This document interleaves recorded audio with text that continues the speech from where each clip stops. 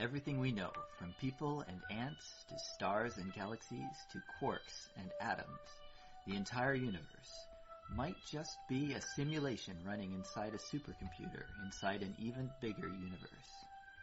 Ancient philosophers said that the universe is a dream that we're waiting to wake up from. In this dream world of the imagination, anything is possible. All cultural items, from the dreams of our rodent-like ancestors, to books, to television shows, are merely permutations of the reality we think we live in. Today's age of computers and video games places simulations at the center of our cultural consciousness. A select group of us perform simulations for fun and profit, and we call them games, role-playing and otherwise. We live to run simulations. Join us on the Simulationist podcast as we explore our culture of simulations. Hello, once again, welcome to another iteration of the Simulationist podcast. This is the 84th of these iterations, and we're recording this on the 13th of April. April the 13th.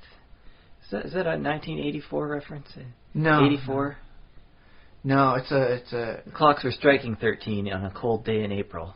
Oh, I should redo our intro. The clocks were striking 13 on a cold day in April.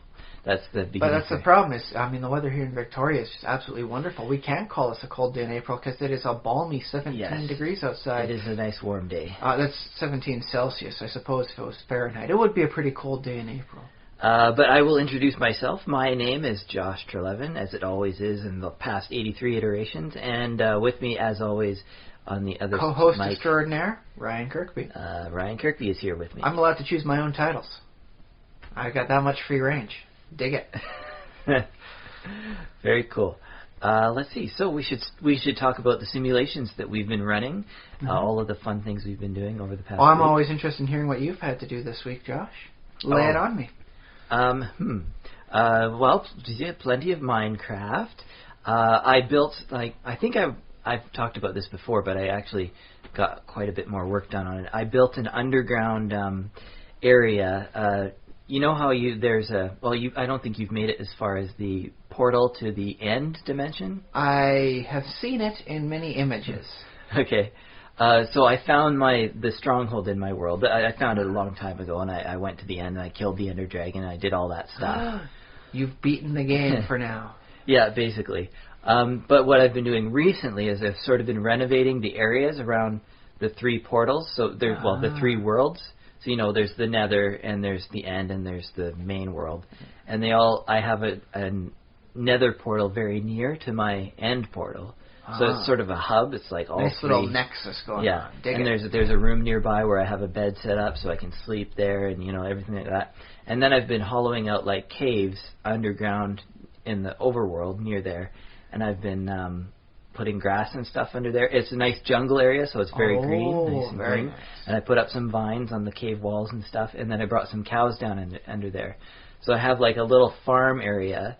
And then in addition to that, I brought some of the cows over into the End and basically dirted over the top of the End island and made it into all grass, which was a lot of dirt, a lot of work, and it's not quite done. But I'll admit this right here fully. I'm kind of saddened that animals taken into the End don't slowly wind up turning into Ender versions of themselves. Oh, because the concept of an Ender cow would be pretty, bad arse.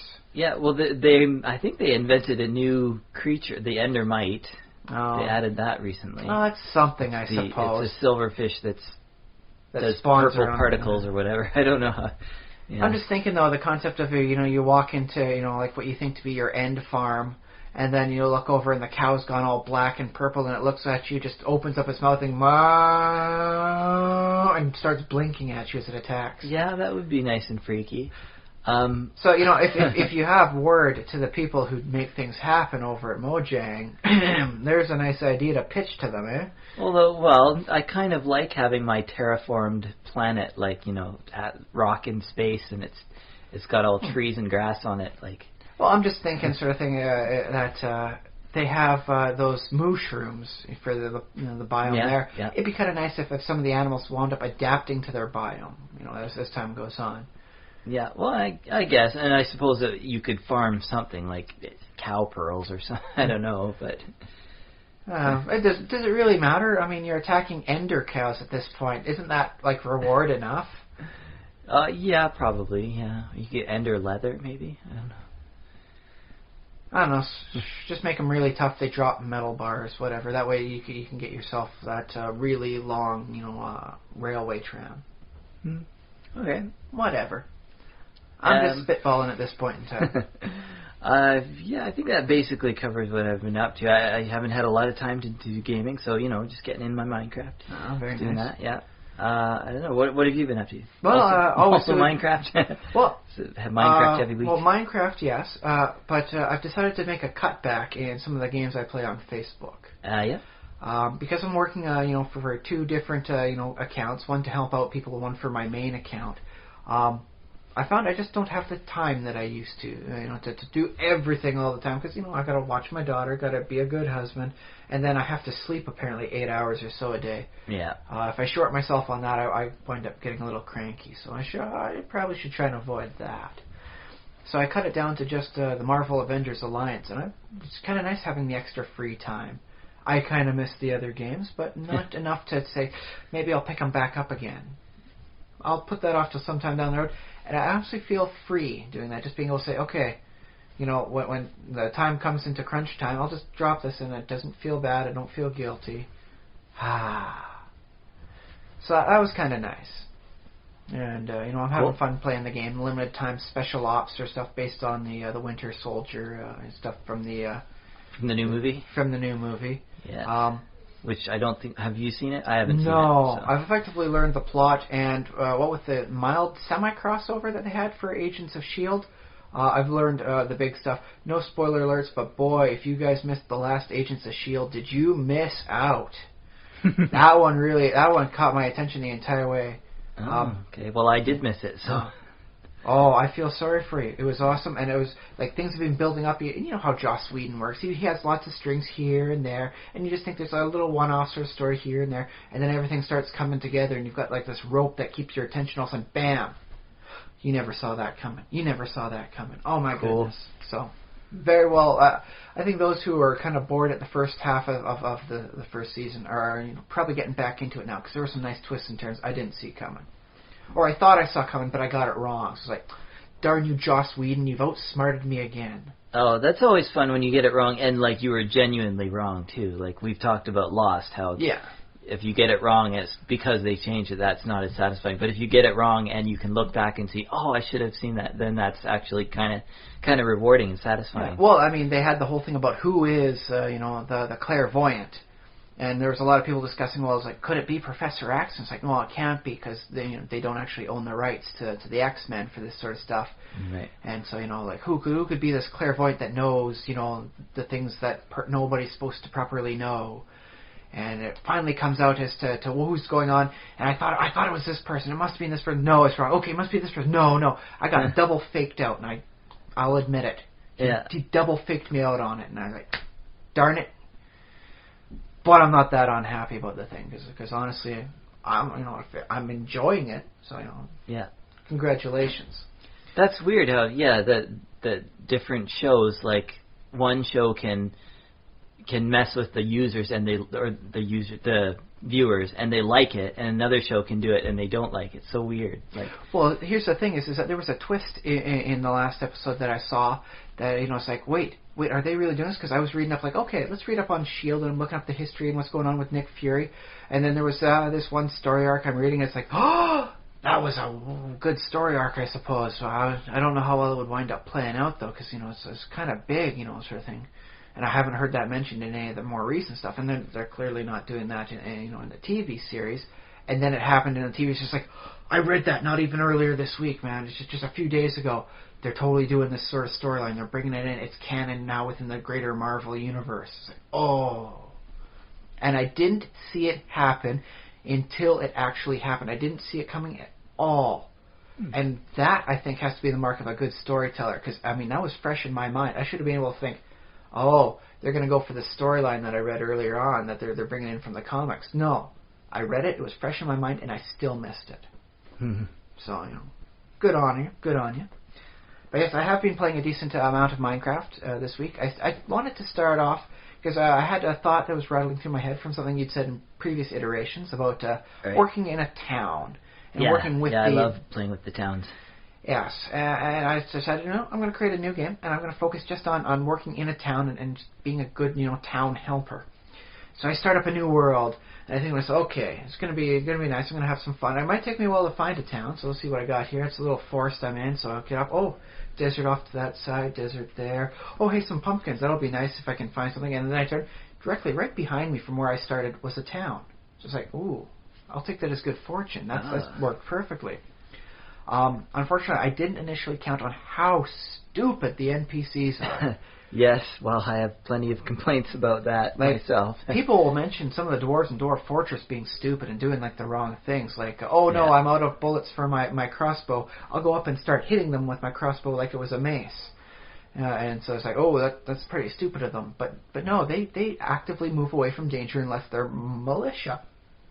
Yeah. And so I was kind of hoping for at least that. And that kind of worked out very well. They went indoors into the nice, torch-lit rooms, and the zombies would bang on the doors until the sun came up and burnt the zombies away. Then the villagers would come out and things would be happy. Okay. And so I was doing, happy with, okay, they'll be there, and I'll just be in my little one place over here, because it's a weird quirk of the AI. They will always prefer being all in one specific spot sometimes, as opposed to spread themselves out. Yeah. I think that might just be a limited room availability, so I haven't seen that since I spruced things up. But one rainy morning, because I didn't have enough, spider silk to turn into the stuff to, the wool to make a bed. So, I'm waiting overnight, and it's a rainy night, and, rainy morning. And what do I see out of the one window is, despite the fact that it is raining and there are zombies right at the door, the villagers decide, hey, it's, daytime. I guess I'll open up the door and try and go out. Oh, boy. And so I wound up losing almost the entire town to their stupid inability to see a zombie on the other side of a door with a window in it. Yeah. So I managed to lock a few of them up, and just barricade the door with some dirt. And, and that turns out I didn't barricade it with enough dirt. A little baby zombie got in and ate a few of them. So I was down to 3 of them. 2 in areas that they couldn't get out of. There was just, there's a ravine in the area, so, your doorway leads to nothing, buddy. So they didn't have a chance to be stupid. They were forced into some sort of smart, hidey hole. They didn't have, a way to jump out their house into the ravine? Thankfully, that is not part of the AI, of hurting yourself by jumping too far. Small heights where they might take a little bit of damage happens, and a little dance on a cactus, but, no, thankfully they'll avoid doing the stupid stuff like, diving out of into a ravine. So 2 of them, in the small rooms that no one could get to, and one person sitting on the side of, the ledge of the ravine. He'd gotten, pushed off by something or other, and he just stayed there because there's nowhere for him to go. Yeah. So I managed to get to, 2 out of the 3 of them into the new part where I made a lot of doors for them and all that. Because, NPC villagers and their creepy door fetish. Yeah. Whee! Yeah, well, that's how they mate. Yeah. They're slamming more than doors, apparently. But I wound up having to move outside of the town because after a while, I had so many door-filled, little rooms for them to go into, and there were so many of them. It was all just and doors slamming all the time. Yeah. And that was getting really annoying. So I moved myself to the outskirts of town where I hadn't done anything, and just for some peace and quiet occasionally. Yeah. But yeah, right now, as of this podcast, I have enough doors for almost just shy of 85 citizens. So I've got 8 iron golems wandering around. It's like a little city. It is very busy in the main streets, I'll say that. And it feels kind of like I'm pushing my way down through a downtown area. So I'm enjoying that, and I'm doing little things. But I must say, I've had more enjoyment doing just smaller things this week than I have starting something big and grand. Like, I will create a giant pit straight to the bottom of the map. No, I'm having more fun this week. Maybe because I'm helping someone out, because I'm part of something bigger than just my one Steve. Yep. But yeah, I'm digging it. And I'm having more fun, and I'm spending a little bit more time when I get the chance in there. That's one of the reasons I decided to cut my other games off. It's like, well, I want to go play something more that feels more rewarding. Yeah. So I'll help out these stupid people. But I kind of want more, because I'm a greedy man. I always want a little more. I would like to be able to start training some of these, like the stupid people, and give them something to wear, so that they could defend themselves against whatever that comes their way. Don't have to rely just on the golems. But that's at least a mod away, if not a proper update. I have heard some good words about what they're doing for trading in the next 1.8 version. Okay. They'll have tiers as opposed to random chances. And so, just do enough trades with them and you upgrade to a second tier. And they'll have 4 tiers, and then you can get basically what you want without having to have 85 citizens. And just hope for random chance. Well, I've always thought that trading has been a little bit too easy in Minecraft. I always thought that, I think there was Millionaire is a mod that came out even before villagers were added to the game. And Millionaire was more like the resources actually had to be somehow generated. And I think sometimes it was just over time the villagers sort of accumulated so many, glowstone or whatever. So there was that. But it sort of felt like there was an actual economy rather than just sort of magically, oh, here's magic emeralds just because I happen to have them. I always thought that was more satisfying to me because it felt like it was real. It felt like that character had an inventory of their own and sort of their own, I have so many emeralds, but I mean, they could generate them over time. That'd be fine. But I kind of sort of like that idea still of that it actually sort of balances out rather than just sort of magically saying, well, I happen to have all this bread from nowhere. Although sometimes I guess they harvest bread in a they'll actually go to stuff and they'll get the wheat and they'll make their own bread that way. Yeah, so that's what I want from the villagers. I want to feel like they're actually sort of its own world, and so you can go in there and sort of mess around with it, but in the end it's like they're doing their own thing. And that gives you more of that sense of achievement that you like with helping a village if you can somehow help them achieve whatever it is. If they're making bread, I don't know, plant more stuff for them. I think they plant their own.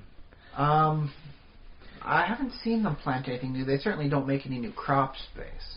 But I might just make a few vacant spots next to my stuff and see what they wind up doing with that if they start using it for their own. But I gotta say, I'm starting to wonder where I'm going to go from here, because I'm making a nice stone wall around the outside, because I've got a nice little circle going on. A big circle, really big. Well, it's just only, 47 block radius or so. Okay. It's not as big as it could be. Apparently they work on an almost 65, 66 block radius from the town well that they identify. So I guess I could have made it bigger, but whatever. Okay. I'm thinking about maybe stacking it up, though, trying to put a second layer on. Now, this is going to wind up getting a little weird and difficult, though, because in order for them to keep their population up as time goes on, they have to have a block, that's exposed to sunlight outside of their doors. So you figured out all the rules about... I've been looking it up, and I think I might have an idea as to how it works properly. Okay. Vertically, they only work for 5 squares for how they determine a town. So it's 5 squares up and down from the well that they've got. So if I make a second layer 6 layers high, that should prevent them from saying, oh, it's the same sort of town, and then I can wind up making a second town, one on top of the other. If anyone asks, I'll just call that a new layer of society. It'll become like a skyscraper if you just keep on going up and up and up. Well, I was also thinking about making it like a smaller circle as each one goes up. Okay, yeah, like a wedding cake, sort of. Something like that, yeah, is what it would wind up looking at. I don't know how it'll wind up looking in the end, but I figure there's some deserts nearby, so I can easily make glass. So I suppose cobblestone on the base level for the town, and then for the side, the main walkways, every level up, they'll just be walking on glass. All right. Have you experimented with colored glass yet? Not yet. I'm thinking about it, but at this stage, I still haven't even finished half of the town for size. There's a nice lake there, so it'll only wind up being 3/4 of the circle come the end of it. So you're not going to fill in that bit of the lake? No, although I might wind up doing some work with it and turning it more into like a harbor style. So, maybe make a fake boat or two to be sitting in the water there. That'd be cool. Or you could do houses on stilts or something like that. That was one of the other options I was having, but the concept of making this like some sort of fishing town sort of thing, and just put in like a dock and a few fake boats on the side, I think that would look extra fashionable. Yeah, I think that'd be cool. And there's spots for me to explore and things to do. I might want to just experiment with different style wood on each level, because right now it's birch wood for all my houses. And then I suppose maybe on the next level, maybe I'll go for oak. I got some acacia trees from a nearby savanna, so maybe I'll go with that for color code my levels up.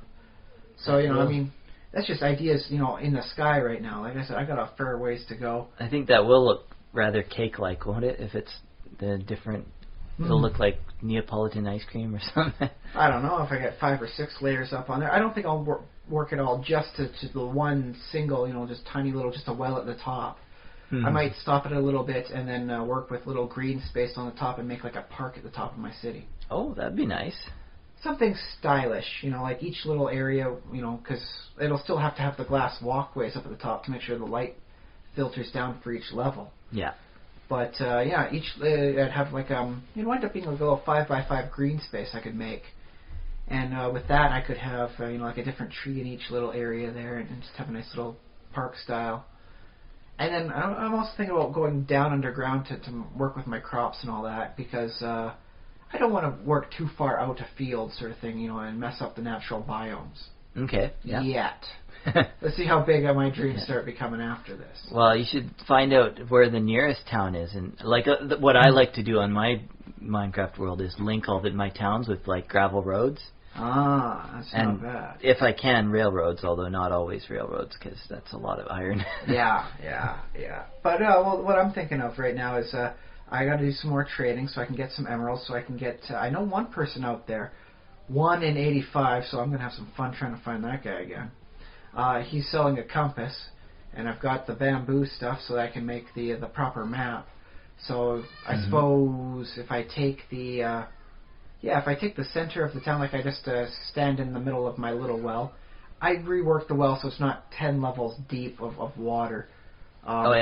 I made it just 1 deep. That's all I'll freaking need. I'm sorry, it's just too deep that way. I had a chicken that was spending several weeks inside the original well, just flapping around doing nothing but launching eggs to the bottom of the shaft. And with the stupidity of the villagers, if I had made it a well that they could get up into and then make it 10 spots deep, I'd wind up with all the villagers in that little spot eventually. And I don't need that hassle. Yeah, the villagers are pretty dumb. Although maybe if I get a little malevolent, I could just put the level of the water down by 1 and then just start pushing everyone until they're all in that one little 3x3 well space I've got. And they just can't get out because it's too high a spot to climb up. Well, at least they'd be safe from zombies. Yeah, until a zombie walks up into the well area and goes down there. And then, oh boy, zombie smorgasbord there. Yeah. Although maybe if I was to use like a fence or something around there and just make it like a cage. Yeah. Well, I think when people do make like Iron Golem farms, like you can look up Iron Golem farm on YouTube. I have looked at that, but I decided to play this town straight. I might push some villagers out to create a second town, and then just farm there, because different town, different reputation. I want this, at least first town, I want to be able to walk through peacefully without iron golems coming up and smacking me. Because right now there are 8 iron golems in that town, and they could really put the hurt on me. Yeah, and you don't wear armor either. All I have is a wooden. I have a wooden sword right now, and I got nothing. Which is another thing. I'd like it if they have like no armor protection cloth stuff, so you can wind up like, oh boy, I made a shirt out of wool. Yeah. I'll make it a green shirt with some dye now. Hooray! Yeah, I'd like that too. A little thing, just it's like, well, I don't want to be like walking around like I'm ready for an attack at any moment. I want to look like a proper person, an upright citizen of this town. I am its founder technically here, or refounder. Well, maybe if villagers dropped their cloaks when you killed them or something. I don't even want to try and kill the villagers in this town. I might try in the next one and just be like the horrible villain. Or maybe I'll make a town out in the middle of the desert and I'll call it like Villain Town or something, and I'll just pretend, everyone there is a horrible monster. Yeah, pretend. Well, I mean, I gotta say, because when I started the game, I turned around and there's a town. I'm like, well, I wanted to work with a town anyways. Yeah. I created a mental narrative for myself. Like, I am a villager of this town, and I'm going to save it from its own stupid citizens. So I guess I'm like their equivalent of Batman. And I gotta say, right now, the buildings are just far enough apart. If I'm running, I can actually leap from rooftop to rooftop.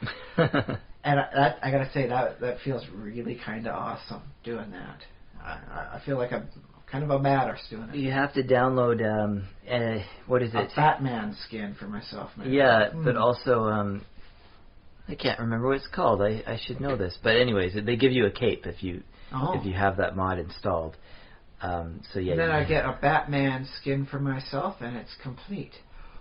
But I have to wind up changing my skin every 12 hours of game time, so that no one would suspect. I'd have to be, download a Bruce Wayne skin for the daytime. Well, hang on, 12 hours or like every 12 10 hours minutes? of game time. So yeah, every 10 minutes I'd have to, put in a new skin for myself. It's like, oh, sun's coming up. I guess I'm Bruce Wayne. Well, it does sound like fun, though. I don't know if it's worth the time and effort. But that's what I could do. Have the Batman, skin on myself, and then I just move a couple of villagers out into the desert sort of area to form their own town, and I'll just make that up to be Arkham Asylum. Yeah. Just go in there, kick a lot of... And, no, those aren't Iron Golems. That's Clayface again. Ah. And actually, you know what? If I was to put each villager in a nice little room with a nice, either bars or glass in the whole area, it would wind up looking like Arkham Asylum. They'd be safe, and then all I'd have to do is attack the golems wandering around. I'm liking where this is going, even if it's a bit macabre. Okay. Well, there you go. Another plan. Hostages. Another possible thing to do with your world. Although I'm sure you're plenty busy with your main projects. I mean, there's a little underground area. I know where there's some lava, so I could make a cobblestone generator. But I'm once again, I find myself not even really exploring the depths of the game. Like, I have no need to go to the Nether right now. I have no need to do anything with anything else. I'm just working, with dirt, stone, and wood, and that's all I need right now. And I'm having fun with that. Yep. And there's nothing wrong with that, or so they tell me. Okay. A little voice in the background crying is proclaiming something else, but that might be unrelated. But yeah, that's been my week this week, and I gotta say, with Dwarf Fortress, when I wanted to learn an aspect of the game, I'd focus just on that. How do I, make farms? How do I prevent myself, from, becoming, open victim to sieges? And just focus on one little thing, and I learn more of the game as a whole that way. But I kind of like what I'm doing right now, so I think I might wind up spending more time just making a wonderful town for my stupid villagers. Yeah, that's cool. So, yeah.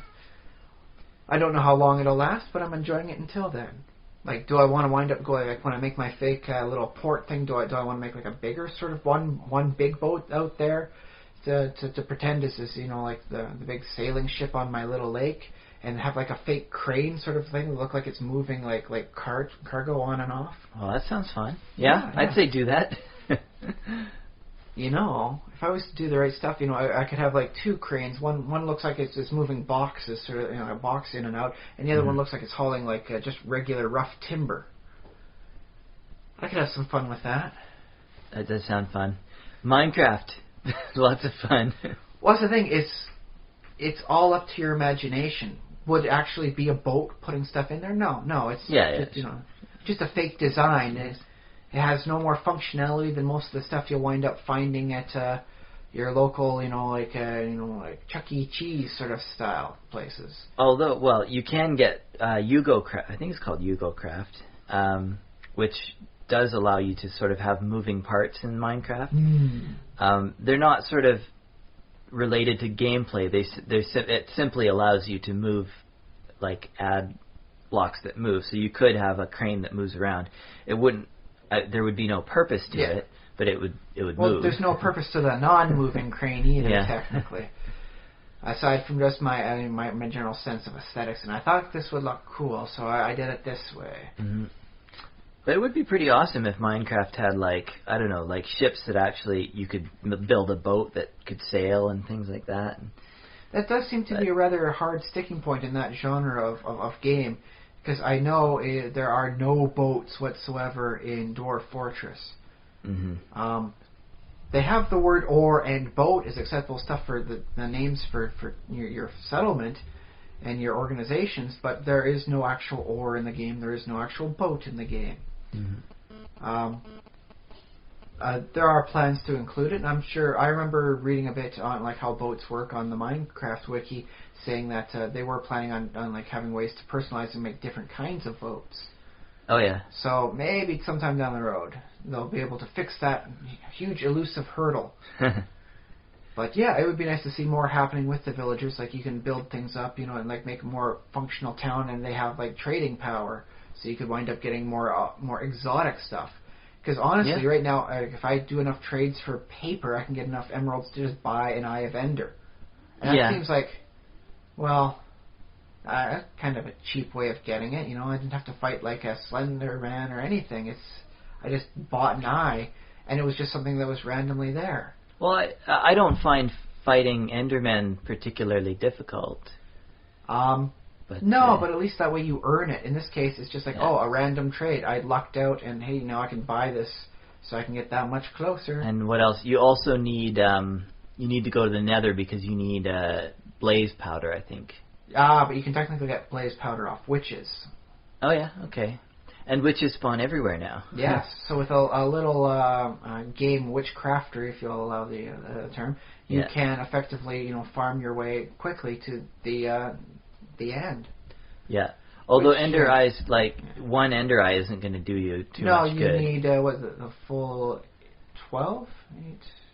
I think there's 12 on the portal, but some of them, it starts with a few of them. I think it's a randomized number. Well, we'll say 0 just for the sake of argument. Yeah, just make the numbers easy. And then you need a few to do the throwing trick to find the stronghold, unless you can find the stronghold like just by exploring. Well, there's admits as well, and you can technically cheat your way there.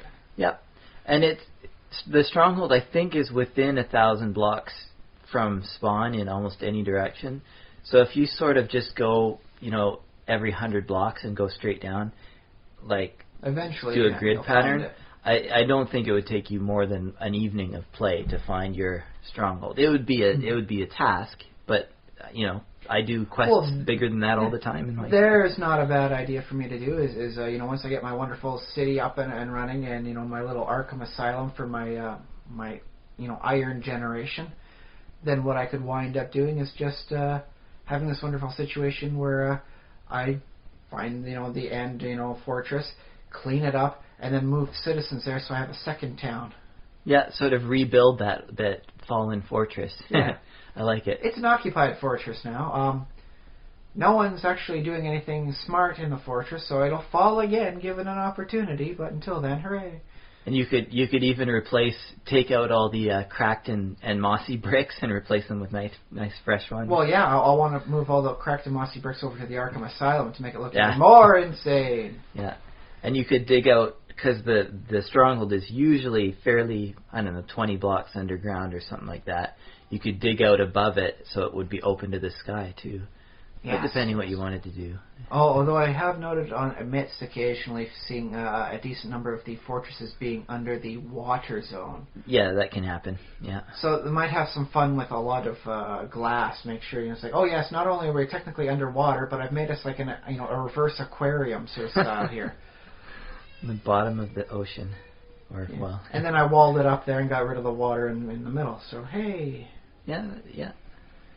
I can dig that would be a big project, because those strongholds. But the effect of at the end, that's something you take screenshots of and you put that up on the forums, and everyone says, "This guy's a person to pay attention to. Look what he did." Yeah, that's You're right. Reverse aquariumed and underground, fortress. You'll get all of the acclaim. And I will win many internets from this. So yeah, okay. So I think I've got plenty of stuff on my plate for the next coming weeks. All right. Yes. Well. Yeah. I actually do kind of want to, start doing like an outline for what like an Arkham Asylum sort of thing would wind up being. Yeah. Because I would have to have a number of doors in the area that would be exposed to light to make it work, but I still want to keep the citizens away. Oh, I should ask you, have you ever done the curing zombie thing? No. Well, I need to go to the end to get the stuff proper You for need that some again. nether wart for potions. Hey, can I send villagers into the nether? Can I start Yes. like a nether town? Yeah. Nether village. Oh, now there's a nice option for me to consider. I have seen some people have put up YouTube videos, and apparently if you don't place any blocks above them in the nether, it considers netherrack transparent to the sky. So you can have a sizable town there. Yeah, so I believe they can reproduce as long as you don't build above or like change anything above them. Just keep it raw netherrack.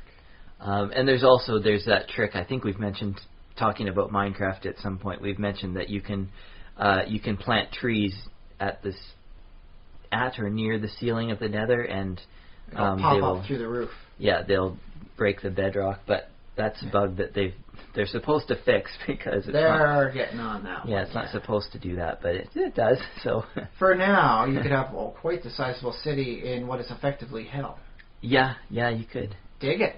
Yeah. Nice. Well, that would be the equivalent of for Dwarf Fortress. For spoiler alert here, skip ahead a couple of minutes. For finding what they call it... the end of Dwarf Fortress? What? Well, it's not considered the end, but Okay. it is... in the previous editions, when it was all two-dimensional, the further into the mountain you dug, you'd find first channels for water, and then channels for lava, and then you'd dig too far, and you'd unleash hell. You'd literally dig your way to, like, Mines of Moria style, and demons would come flooding out. And these things The are... dwarves dug too deep. Exactly, and that's the thing, is it was basically the end of the game then. Demons, like, eternal amount of demons would just come pouring out and destroy everything if you dig too deep. Yeah. But in the latest one for the 3D stuff, the demons are big. Like, I do believe they rank effectively the size of an apartment complex apiece. Ooh. They are big. Yeah. And they are strong because of that, and they move very fast. But if you're good enough and tough enough, you can mine your way into hell, kill the demons, and then set up a shop down there. You can effectively take over hell. Huh, that's cool. Well, it does work along with one of the best quotes I remember seeing from the forums there. Is, if you believe has hell too many demons, then you go to hell and you start killing demons until it reaches an acceptable number. And that basically says the attitude of a lot of the Dwarf Fortress players in a nutshell there. Hell has an infinite amount of demons, that's too many. I got to start killing enough until they reach an appropriate level. A finite number. Yeah. But yeah, that's the thing with it, is that once the initial wave comes out of demons and skeletons and horrible things, they will only come in waves after that, so there's time for you to set up defenses. I see. Yeah, the one best way apparently for cleaning them out is to set up a long corridor with spike traps, and then you just have one dwarf at the very far end who's hooked up to the thing. Just switch the lever back and forth until the demons get shredded up enough. It will require a long corridor though, because one, there are a lot of demons, and two, when their body parts start falling off, they wind up jamming in the machinery, and so you have this nasty little situation of I can't kill them anymore because they've clogged the works up with their various body parts. And they're still coming. Yeah. So good thing it's only an ASCII, or otherwise there is a serious mature rating in that one, huh? Yeah, I'd say. So, yeah. Some various nice options there. But I like where I'm going. I'm gonna definitely listen to this again once it gets put up, and I'm gonna make some notes. I'm gonna have to post-it note that so I don't forget any of this. Notes to self. All right, cool. Colonize hell, entrap in Newtown, kill golems for bricks. Actually, I'll tell you, I built a portal in my town, and I didn't realize. Well, I'm not sure if I realized it, but I wasn't thinking. And the villagers can go through the portal, and they can go into the nether. Mm-hmm. And so I lost like a baby villager. The adult villagers, they don't go as fast, so they don't fall off ledges. Oh. But the babies, because they're fast, they run, and they don't know where they're going, so they just run off ledges. And usually in the overworld, that's fine because maybe they fall 2 or 3 blocks, or if worst case scenario, a ravine, I suppose. something like that. I probably lost a villager to that with my ravine. But in the Nether, he just the kid just took off and ran off and just jumped in the lava, and that was the end of him. On purpose or just stupid? Things to consider. Well, yeah, I mean, I don't know if I really want to try and get into imagining like the circumstances of that, but I'm a baby, but I've got a beard, and I've got this big honking nose, and I'll never get any better, only bigger. Well, look, I can respond too, Mr. Adventurer. You think villagers are stupid, and you get mad at them about stuff they do in the game. Stuff, yeah. But like in real life, kids are pretty stupid, and they do some pretty dumb things. I love my daughter dearly. I just absolutely I give up the world for her, but she has no sense of self-preservation right now. Yeah. And with her love of cars, I'm sure she would willingly walk straight into an oncoming vehicle if the opportunity ever presented itself. Yeah, you gotta watch them. Every darn second. So yeah, I felt a little bit guilty that my villager kid, but I mean he wasn't my kid, so yeah. He's a villager, so it's just an NPC. They can make more of them. That's the only saving grace is their expendability. All right, are we done talking about that stuff? But yeah, I mean that's what I learned, and that's okay. what I found to be very interesting this week is just focusing on the one aspect of it. Okay, yeah. To be at least as satisfying as building this huge thing that was only ever just for me. Yeah. That was just kind of, Yeah, well, Minecraft, it has so many different angles that you can sort of tackle it, and, I like to try everything. But yeah, I don't play enough multiplayer. I wish I played more, but I pretty much do everything that's available to do in single player, just a little bit at a time. Well, you've gotten much further than I have. You know me with effectively just playing a building block game. I'm just effectively playing with Lego, is what it is. Well, it's funny because I don't consider I guess I've played way too many hours of this game because I've done everything in the game, but I don't consider myself like a expert player or especially fast because it took me a while to get around to doing the Ender boss and the The only time I've seen an Ender Dragon was in a parody music video. Yeah. And the Wither, do you know about the Wither? Yes. Yeah. Yes, I've seen it. Yeah, I've fought two Ooh. in my entire Minecraft career. And there are people out there who have just basically farm Withers. I mean, if that's what they want to do, that's what they want to do. So be it. Yeah.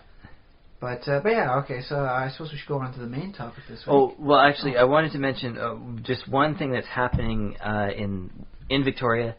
Tiny Mob Games, our local friends in Victoria, local game developers, they have released their trailer, which I will put a link to that trailer. The game is, I forget, does the game have a name? I don't even remember if the game has a name. It's like it's a real-time strategy game where you manage like troops on the battlefield, a little bit like Warcraft. I'm trying to think of another game like that. I guess Age of Empires, Civilization. Yeah. Well, not Civilization because Civilization is turn-based. This is real-time. So it's that sort of thing, and it's for mobile. So it's a game you can play on your phone or your iPad. I believe they're releasing it for Apple right now. Apple which means does seem to like the exclusive stuff. I mean, they were able to get the second Plants vs. Zombies just on Apple for a full year. Yeah, so it means I might not be able to play it for a while, but who knows? In the next, I might end up with an Apple something by then. But anyways, I'm very excited because there are people who are here in our area and they're making a video game and they've released their trailer and it's got their dwarf troops walking around and they're riding the Mastodon siege engine type things. Ooh, that's nice. The humans have a giant golem hero that walks around and I think they've done 3 races to start. I think there's humans, dwarves, and something like saurians or something like dinosaur people, lizard people. So and it's a short trailer, so I guess I'll let it speak for itself from now on. But I just wanted to mention that's cool and happening. Oh, so you're talking about a large unit there. It brings me back to the concept. Why don't they have giants in the Minecraft? Well, they have giants in the code. Yeah, but they've never implemented them because Because I gotta say, you know, I was seeing one music video sort of thing online this last week, and they had like a giant, like absolutely massive, gargantuan creeper, and it occurs to me, wow, that would be really scary and yet really fun to fight. Yeah, I think it would be. Shoot an arrow, retreat. And it'll just wind up, if you get too close, it detonates, and oh boy, there's, you know, the creeper crater. Good luck surviving that. I don't know. It might be just the way that they just haven't got around to making the collision boxes work properly. Because, like, a giant might use the same AI as a zombie, so he might try and walk into a cave that he can't actually get into. And I don't know, he might suffocate himself, or something else might happen. Do horrible block collision stuff. And I do recall seeing an image of a giant zombie sitting down in a minecart, and he's really about 4 or 5 squares up, because it works how he sits. Yeah, so I think they just haven't gotten around to playing with those numbers, because that would be a fairly easy thing to do if they decided, okay, now we definitely want giants to be a thing now, so we'll sit down and actually make sure that it's not glitchy and they're not flying around, or, you know. Well, I think it'd be worthwhile just to at least have them in there as a rare little thing happening, because, I mean, I think that would be like a notable update if there's like, dude, they got freaking giants now, look at that thing, he's above the trees. The trees themselves would probably wind up being another problem for giants. Yeah, the navigating around the trees, and stay away from the plains unless you want to fight giants, my lad. And I mean, I think it would be cool. It would be something they could say in an update. Say, okay, we finally made giants. But the other thing is, giants sort of already half exist. So if players see giants, they'd be like, well, that's cool and all, but we kind of sort of saw them already. So I don't know. And well, also, we could do something different with them, like giants generate, when there's sufficient light instead of insufficient light. Okay. They'd be rare sort of thing, but you don't have to worry about, like, all of a sudden, you look outside in the middle of the night after coming up from the cave, and oh god, there are giants everywhere. No, it'd be something like they appear when like conditions are right. Maybe they only appear during the day during like a thunderstorm. They'd be like the lightning giants. Ooh, like cloud giants. Yeah. Well, I'll mention, that's another thing I sort of feel about, I suppose this is just my personal opinion and feeling, so I can't say it's objective, but I just feel like I would rather them not have the same skin as the zombies. Like, I feel that's not, because that's what they are. At least for now, a bit of a placeholder for the zombies, and work up a nice little style as it goes. Yeah, I mean, I've got a little thing for my skin for a dwarf, and, just expanding that up on a larger size I think would just be awesome, because then you got like a Nordic sort of style going on. Yeah, you could have sort of dwarfy-looking giants with giant beards. Well, and the beard would only ever be like a texture on their body, but that's all you really need. Well, it might be a texture on it, or you could do a new model with like a really cool, like a giant block beard. Well, they do have capes, so there has to be like a front face cape sort of thing. But you'd have to wind up making it look right, because, but the texture sort of thing for a beard, you see a beard. Yeah. But for, like them, for a beard as its own thing, you'd have to make sure it doesn't look like a bib. Otherwise, they'd look like a bunch of bibbed giants. Well, yes and no, because, like, when the villagers were first introduced, people thought they looked so weird. And the noses still look weird. The arm thing is just a little odd, but, you're doing something with your arms then at least. And actually, like, every time someone new comes, like my dad, when he first saw Minecraft, he's like, what is this? And he doesn't play it, but he watches my brothers and my sister play it. And he sort of got used to it now. Yeah. And so it's like, oh yeah, square cows, like, yeah, okay, I can sort of... The squids still don't look right, but that's another issue. Your brain sort of adapts to it, and you're like, okay, that's the Minecraft world now. But you got to remember that when people first encounter this game, it's like, that just looks so bad, and it just doesn't, like, because other modern computer games look really good, and like, what are you doing playing this stupid looking game?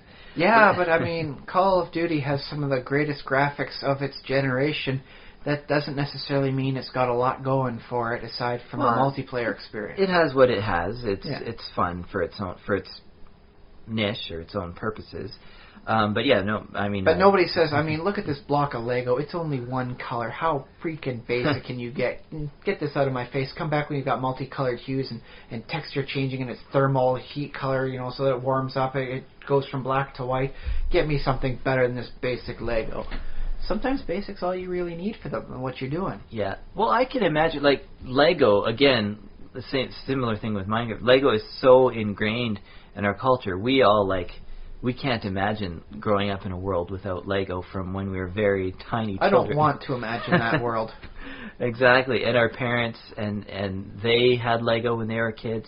I'm sure your parents. I have many, many buckets of Lego. I'm going to be able to give to my daughter in just under 2 years when she gets old enough to use it properly. But imagine if you were an alien from another planet and you came here and you had your toy was some kind of like living Lego, like you were describing. Some sort of like biomorphic Lego sort of thing. And instead of actual click-in blocks, it's just like a gray goo that just combines to one cohesive whole. Yeah, and you alter it telepathically, like you just think and it changes shape. Yes, it's this mimetic sort of thing, telemimetic. Ooh. Yeah.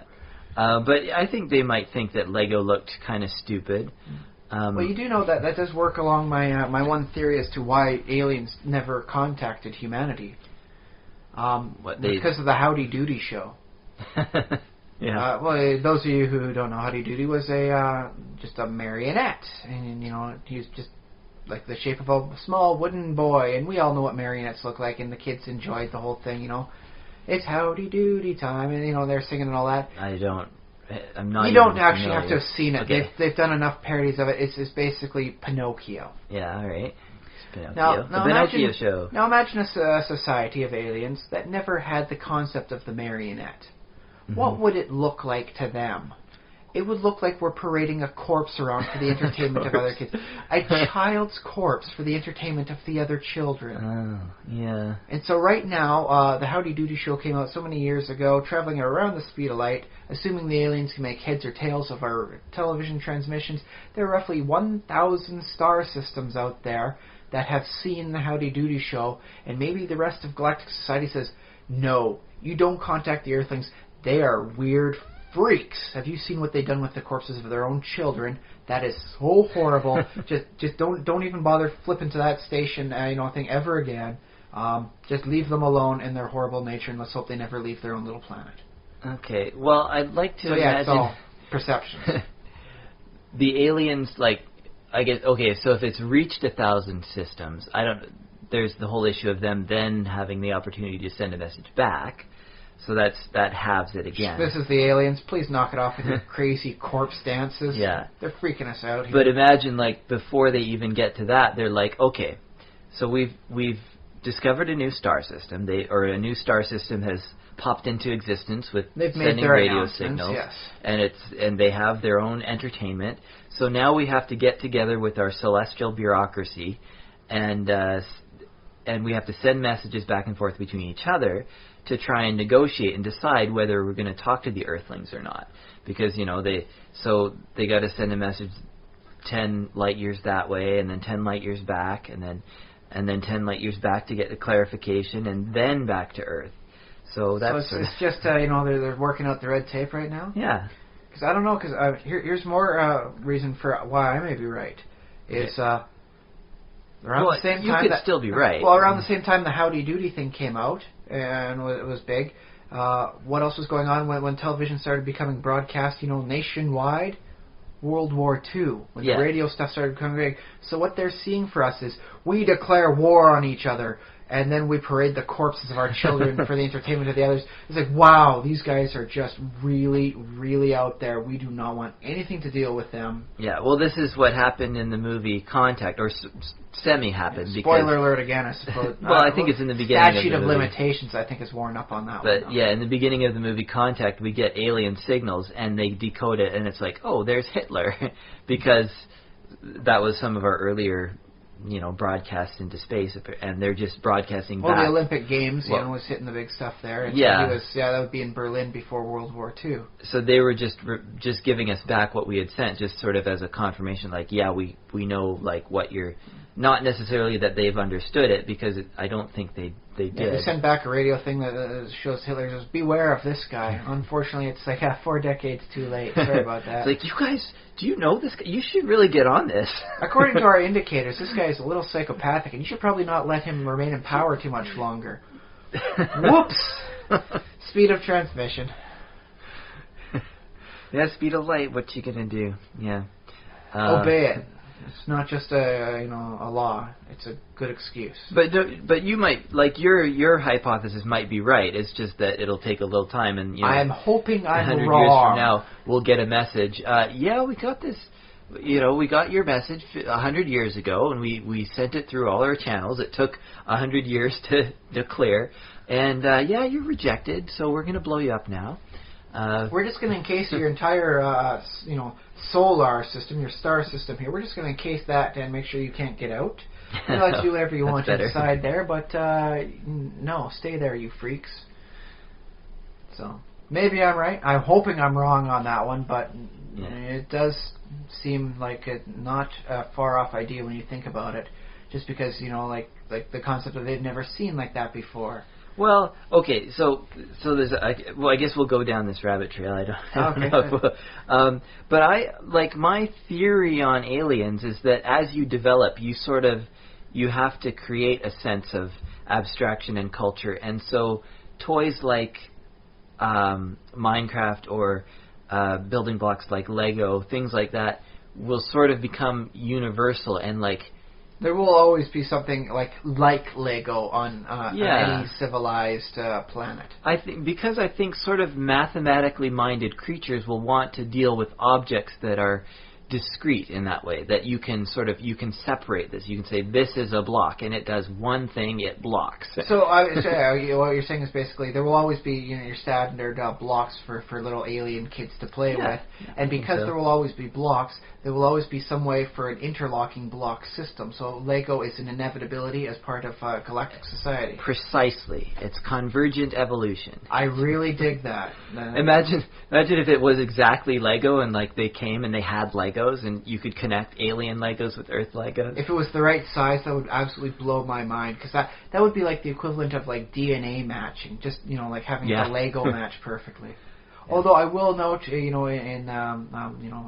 the Hitchhiker's Guide Galaxy sort of thing, every civilization winds up having something called like a gin and tonic. Yes, I remember that. So those weird little quirks of convergent societal evolution. Except that in some cases it was like it would kill you or poison you or what it actually was completely different in many cases. But there's always something called gin and tonic. Yeah, and I suppose with the whole like representative the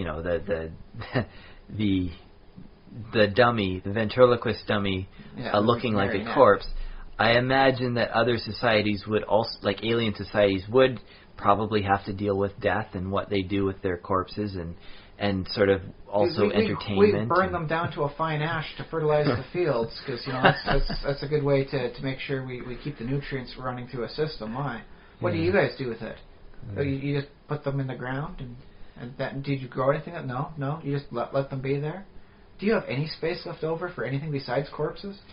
Isn't our culture is moving towards sort of a lot of cremation better stuff, and we often keep the ashes, or sometimes people will scatter them. I haven't decided what I want done with my ashes. Something to think I guess about. It depends on how the death goes about there. If it winds up that you burn and scatter naturally, there's not much else of a choice. Oh, that's a good point. I'm going to try for that. Whatever happens, I'm going to make sure if I die that there's going to be a fire involved at a decent enough temperature to reduce my bones themselves to ash and just have it windy enough to scatter everything. That's a good aspiration. I like that. If you go out, you want to go out spectacularly. He died as he lived, on impact. Okay, so that's that tangent, right? But the thing is that with a marionette, is that something specific enough that you could imagine that a galactic society, or at least fractions thereof, would have never come up with that sort of thing? Maybe. That's something specific enough, maybe they consider their own, alien form to be sacred, so they don't make anything. They don't make any machines that look like them. So the concept of robots that look like humans that can pass undetected is completely out of their repertoire. If they were to look at some of our stuff about alien, robots hidden and looking just like yourselves, but you can't tell the difference, what blasphemous heresy is this? You guys are whoa. No, I like that. I gotta sit down, man. Give me a gin and tonic. I gotta settle this up, man. This is warping my head. Give me gin. I'll go along with that for a little while because we do have Earth religions who are, well, they're extreme in their own. They're not very powerful, but there are people on Earth. They're very powerful idiosyncrasies, we'll call it. Yeah, they're not our technological leaders, is what I'm saying. They're not the people who are aliens are likely to encounter. That one takes such a predominance that the others say, no, we don't want to anger these guys. They are represent 3/5 of the entire population. So let's not make them angry at us, and let's just kind of follow what they want to the best of their wishes. But yeah, it might turn out that a sort of a spacefaring civilization might somehow require the cohesion that some sort of religion brings with it, the whole like social glue sort of deal, that without that you couldn't have a spacefaring civilization because they wouldn't all work together. It would explain why, even though we have the technology to get off this rock, we really haven't done much with it besides put up more satellite stations into geosynchronous orbits. So yeah, that does explain something there. I will note that. Yeah, and there are many other podcasts you can listen to for cool stuff like that. Let's bring this back full circle, a tangent folding back in. What if they brought in gray aliens into Minecraft? I would love any kind of. Well, Endermen are kind of aliens. They're kind of aliens, but you could wind up this sort of thing like you go to sleep, and if you've done things just the wrong way, you wind up, as you're doing that, waiting for the whole thing to fall asleep, you wind up with this scene of you, in this whole weird area, and they're, Ender aliens, and they wind up probing you, and then you're back in your bed. I don't know how that would be fun. It might be fun one time. That would be interesting, like a random chance. Not every time you fall asleep, right. But you know how they have like the beacon you can make. Yeah. Make something similar to that sort of thing, for protect you and all that. But it does raise the chances of you getting the attention of the Minecraft aliens. And then you have to find some way to deter the aliens and keep them away from your signals, because they come attracted like moths to it. Wow. Or if you fall asleep, there's a random chance of them just showing a quick thing of you getting probed. And now you're back. No, did it really happen? I don't know. Well, I don't know. Like, what does that add to the gameplay? Just a little quirkiness to the fun, because right now, as you're falling asleep in single player, it's just wait. Next day. In this case, it's going to be wait, and then it's like, you can't do anything, you can't get out of it, and then it's also like, alien spaceship sort of thing, and they're doing stuff, and they're like, maybe just have like a little drill coming down towards you, and then flash, you wake up the next morning. Well, I mean... It adds interesting quirks to it. It kind of departs for some of their themes, but, I think it could be quirky enough on its own. It may be worth a mod. So if you're thinking about a mod out there and you have no idea what to do for Minecraft, there's your idea. The alien probing mod. There's Ryan's contribution to society. For Minecraft society. So, they're just an idea. Just, I'm saying, you could have some fun with it. But yeah, now that we've brought things back full circle, let's go on to the topic we've had pre-planned today. The main topic, yes. I don't know why we call that the main topic, but... It usually winds up being only about a third of the podcast sometimes, but it is our pre-planned topic. Yes, indeed. So yes, you were reading something in the Kobold Quarterly magazine. Yes, Kobold Quarterly, well, not the Kobold Quarterly itself, but they published the Kobold Guide to Magic, and it's a series of articles on from different RPG designers about how to make magic interesting in your campaign, or different ways of looking at magic. Because the proper flavor and style really helps distinguish your setting apart from just every other one and a lot of the homebrew stuff. Yeah, for sure. One of the things I really liked about the Scarred Land setting was their inclusion of rituals and true magic spells and all that. It required a lot of setup, a lot of cash, and forethought, but it really did add something more to it. So it seemed like, the spell casting you're doing when you're frying goblins, well, that's one thing. But if you want the true magic, it's going to require a couple other people, good time to study, and effort. True effort and will to make it happen. It's not just like, you find a spell book and now you can do this. You get the good stuff through proper study. So that added a lot to it, I found. Yeah, for sure, absolutely. Yeah, yes, you're saying, though. Okay. So one of the articles, there was a very small section in one of the articles that sort of that poked my brain in a weird way, because it's an article by Wolfgang Bauer, I believe it was, and he was writing about. I think it was it was one paragraph, so it was. I mean, he put that much time into it and that much thought, but he was writing about how one of the ways to make magic interesting is to have lots of spells, like big spell books, and lots of variety in spells. And he was saying that when they went through they were making the spell compendium, the Dungeons and Dragons for 3.5, and they did this back in second edition too. They bring together all the best spells that they've published in various 10 years of all their sources. Yeah. They find everything that qualifies as an official spell that they've produced. All the Dragon magazines, all the Dungeon magazines, all the the published modules. They collect all the spells from every single one of them, and they put it into 4 freaking volumes. It's a lot of spells, as it turns out.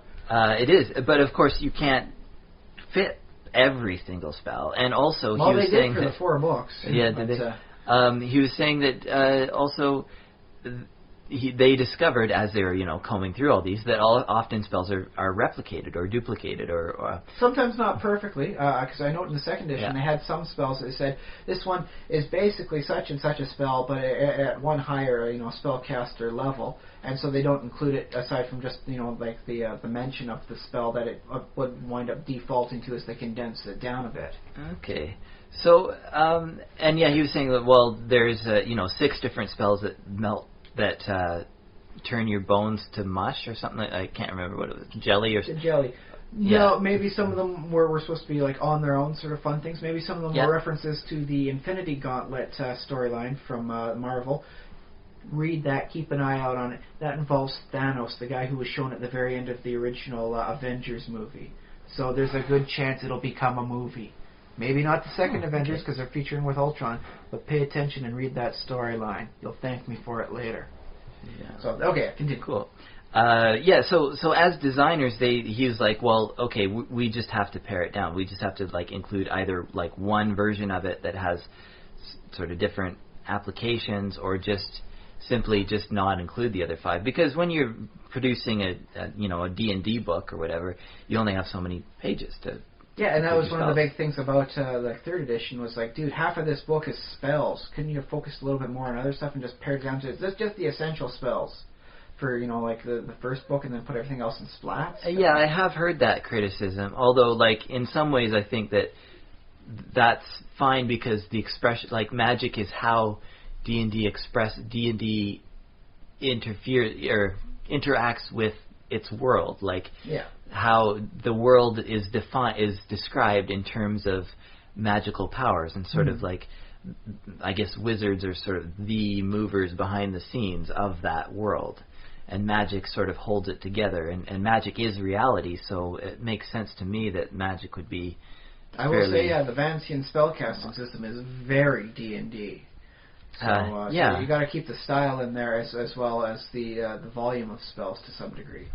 So he made some sort of point about how, in your D&D world there will be lots more spells than are described in your books, the books that you, the player, own.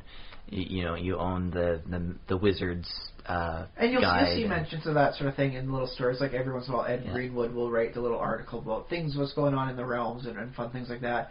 And he'll mention such and such, was able to make some sort of spell. It is unknown what spell he cast to produce this effect. Yeah, exactly. And so it'll just be referenced, and then no, we're not actually going to write up the spell for that because that's not important. What's important is the story I'm telling. So just sit down and listen to my story, and don't worry about what spell was cast.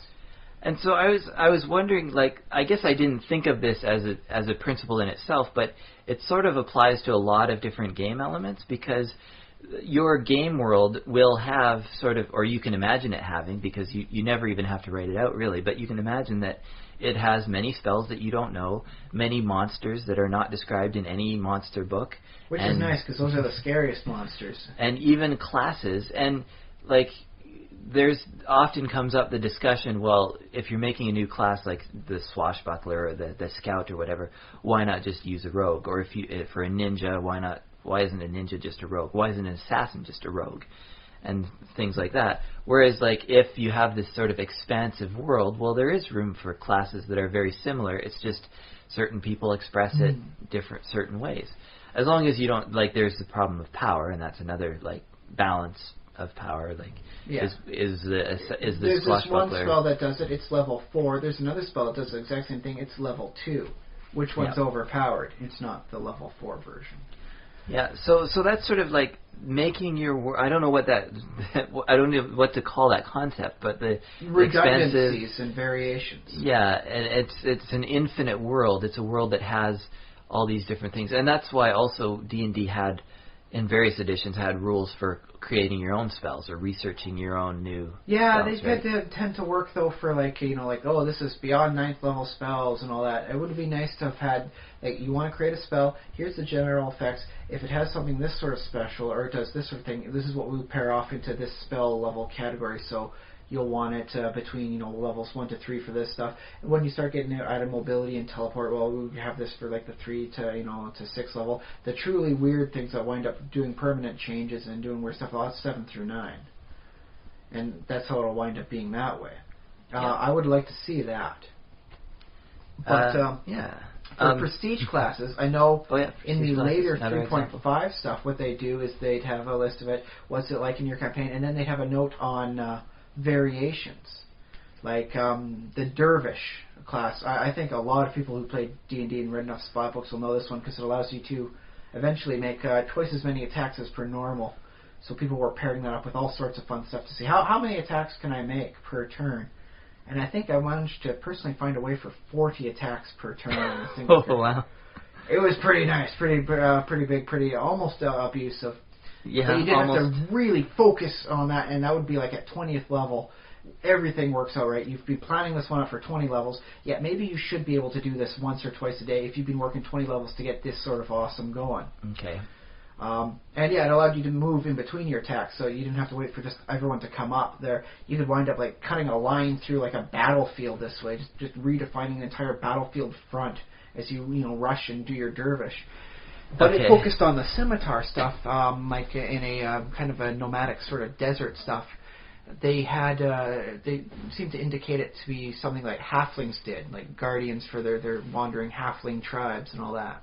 Okay, sounds fun. Yeah, but they have variations on it. It doesn't necessarily need to be like with just the scimitar. You can make it work for other weapons.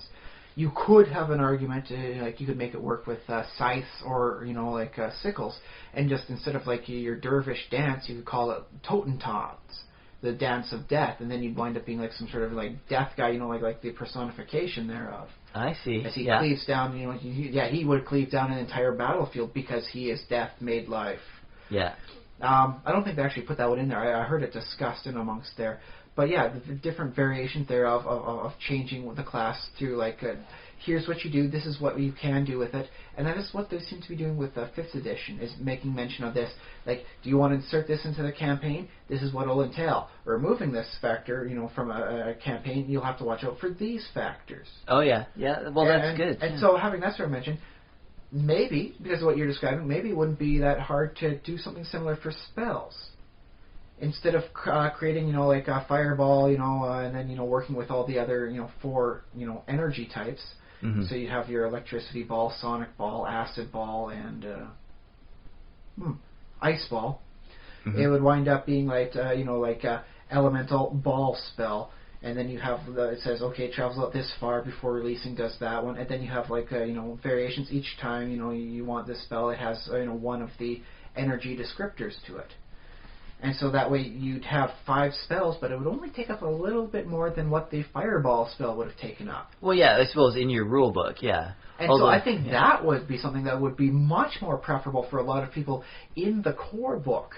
Because that way, instead of having to write out 5 spells, you've written 1 spell with, here's 5 different variations on it. You know what? You could even make it 7 with the positive and negative energies in there. Just hurl out a big ball of negative energy that... Yeah. Well, I think they did something like that in the psionics rules for 3.5. The psionics stuff wound up being that they could always choose whenever they wanted it, but so whenever they manifest the power, it's like, oh, this time it's sonic, this time it's cold, this time... And that seemed... I remember you saying something, you weren't quite happy with that because it had so much more versatility. But if it was 5 different spells, or in this case maybe 7... Nuts, I think, very nice, very space efficient, and that way it does make things different. Like, oh yes, you cast Fireball, that's very traditional mage of you. This is a Necromancer, he's casting a negative energy ball, some sort of necrotic sphere. Yeah, and well, I like space efficiency. Well, I don't know if I like space efficiency. I like it in core rule books and stuff because obviously there are limitations. But as far as the game world goes, I don't want necessarily the most efficient solution. As far as the in-game world, I want there to be just this mage over here made a fireball spell, and then some other mage over here made a different cold spell which works slightly differently but just off, so they don't quite you could mesh together. In that way, you could wind up working for the elemental descriptors. Like any spell that has the fire descriptor would wind up causing a burning effect. If it you take damage from it, you're also taking so many one hit point per die of that was of damage you took as the fire burns on you for so many more rounds thereafter. Cold would I'll take a lesson from Diablo. Cold slows you down, and acid does damage over time as well. Sonic would deafen you, sort of thing. Well, in which case they wind up being even more different, and they're using slightly different mechanics. The fundamental one's still the same. You cast the spell. It's a 3rd level spell. It travels out this far, damages in this area of effect. Yeah. But which one you choose does different things for it. So the negative energy one would give you a negative level for so many rounds thereafter. So congratulations, you're hurt, and now you suck a little bit more. Yeah. Unless you're undead, in which case, oof, you're big and bad now, buddy. Yeah. Well, this is a bit of a puzzle because I'm sort of advocating for this messy in-game world where different spells work different ways. So maybe one fireball spell does have a lingering burning effect, but it might not necessarily be that all fire. And that's another issue with sort of how the game models physics, the physics of being burned by fire. How do you, if you get burned by fire, it should be the same thing happens no matter what the source of the fire. I guess the heat of the fire could make a difference. Which is why I went just with the general, die size. If it's a 10 die 6 fireball, you'll take 10 points of fire damage around, because you're that much more on fire than a small 1 die 6er. Yeah, but if you're talking about magic and the intricacies of one fireball spell versus another fireball spell, maybe you do have 2 very similar fireball spells, except that one does the lingering fire and one is very much more instant. In that case, you can work it up that for the lingering one, it's it would be 1 die 6 minus 1 instead of 1 die 6, but it does the added damage over time effect. Something like that. Yeah. So then you'd wind up having, on your big spell book, it'd be fireball lingering, or fireball burning versus fireball flash. And you could have a name attached to Mordenkainen, not Mordenkainen. Well, sure, Mordenkainen's just version of fireball. You could state whoever did it for a name, but you'd be writing it down in your spell book for the player, not the character, and they'd have a fireball bracket flash or fireball bracket linger. Yeah. So you could really have a lot of variation in the one spell just by taking the time to come up with a few different variations and how it would affect. Each one classifies itself as a different fireball spell. You have to memorize each one.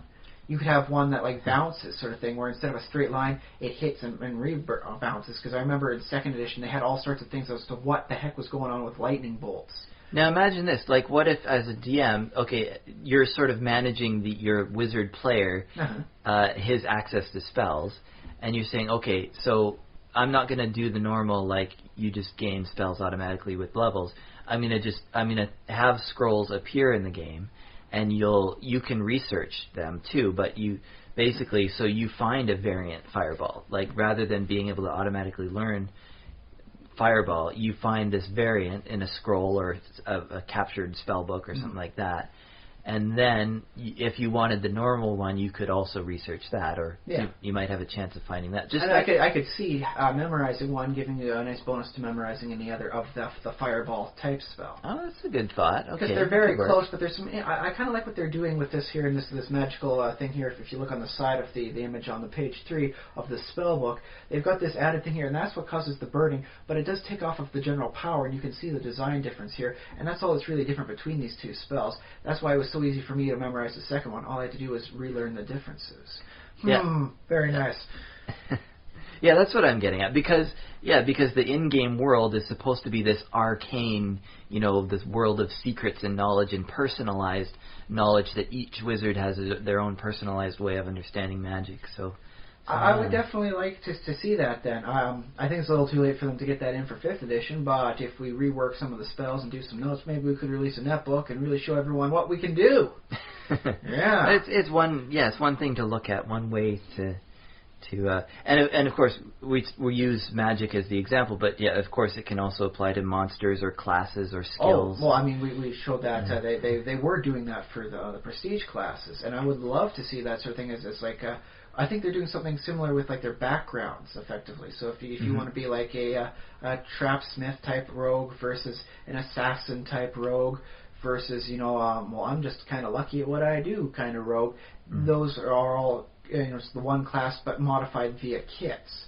So I guess this would be like a spell kitting, although I do like the variation style that we've described. I think that would be great for monsters as well. Instead of having like one page for each different kind of like off the top of my head 4 or 5 different kinds of kobolds or goblins. Right. You have the one basic goblin. You say variations. It does this does this over here. This one does this one here, and this one has this kind of effect. Mm-hmm. And I think that would be a little bit better time space-wise sort of thing. I don't want to see it as reduced down as what they had with the Marrow Ogres in previous editions. Well, yeah, it was like 2 lines. It's like if aquatic ogres, they're blue and they can breathe underwater. Well, in some ways, that's all you need. They are fleshing that out in D&D 5th edition. Okay. D&D Next, as it's still called. And so Marrow are going to wind up being something more than just ogre underwater. So they're going to be a little bit more unique. But on the other hand, I don't think they're going to be so far off as what they have with the Ogre Magi, which are something completely different. Those who are in the know see that the Ogre Magi were basically brought in from an Oriental campaign style thing where ogres were the Oni, and so it was just basically a magical Oni. And then they said, oh yeah, for generic, it was Ogre Magi. And yet you look at them like, ogres are pretty stupid and ugly. This one here, he's clean shaven. This guy's got his stuff together. If he was in the real world, he'd be wearing a business suit. Yeah, well, yeah, I like it because it's from a different culture, and so it's they were so convergent different. again. The name almost seemed tacked on, as opposed to like the Marrow, which is it's just the same thing, but with just breathing and swimming abilities. I would love to see somewhere in between the two. Ogre, and then they've got basic ogre, Marrow, ogre, and then Ogre Magi, and have them all see much more of a cohesive whole as opposed to there's this guy, and then there's this he's like a hangnail. We call this little hangnail the Marrow ogre, and he's just kind of like the offshoot thing. And then there's this whole completely different thing. He's got the same name, but there's really nothing connected to him. Well, there's a couple of different ways to approach that, because one of the ways is to sort of unify them and say, they're all this. They all come from the same base. Which is what they did with the goblin stuff. The goblin, hobgoblin, and the bugbear. They are all going to have the same sort of style and look to them, and the same sort of almost mentality about them. They have their roles, big, mean crusher, tactician versus cannon fodder. Let's admit it for them. But they will seem much more like one group of creatures as opposed to they kind of share the same name, and that's about it. There's nothing else connecting them. Yeah, so that's one approach is the unified approach. But there is another approach where maybe they really are just completely different, races, and they just happen to be. Again, it's the convergent rather than divergent. Divergent. I would like to see a campaign setting where Hobgoblin is a half goblin as opposed to its own thing, and that way that's just their language of saying half. It's Hob. Or Hob is their language for human or something like that. Yeah, the human goblin sort of thing. Yeah, it could be wind up like that, and I think that's a nice twist on things, and it's a little divergent, but at the same time, it makes sense, and that's what you really have to strive for, is have the whole thing seem like it's making sense to you in the end.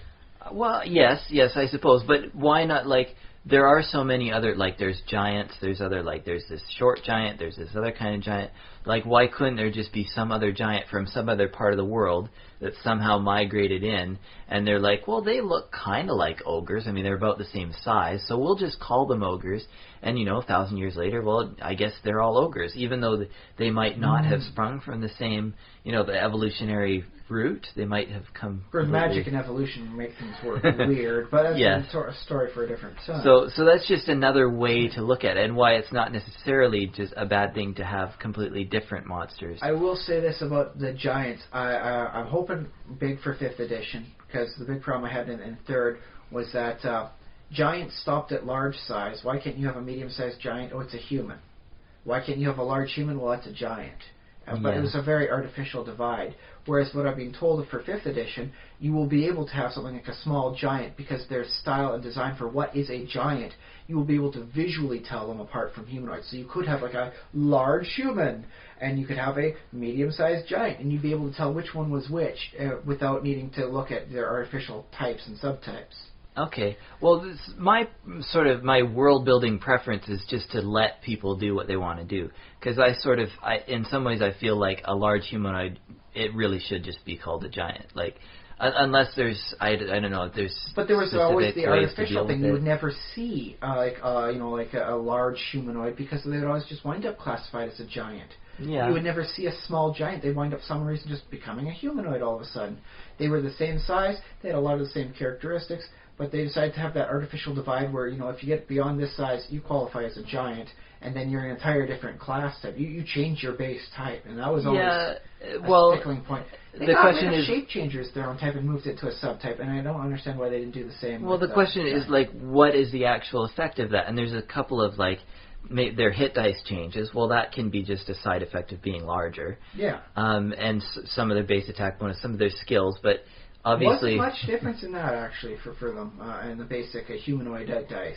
Yeah, although it was kind of hard pressed to find a humanoid with more than 1 or 2 hit die. They all went to class level, so issues there too, I suppose. Well, and and this is the whole problem with simulating a world, and it doesn't have to make sense as long as the players can fight them. That's basically the end goal. And the other thing is, magical identification or magical spells like charm person, hold person doesn't work on a giant.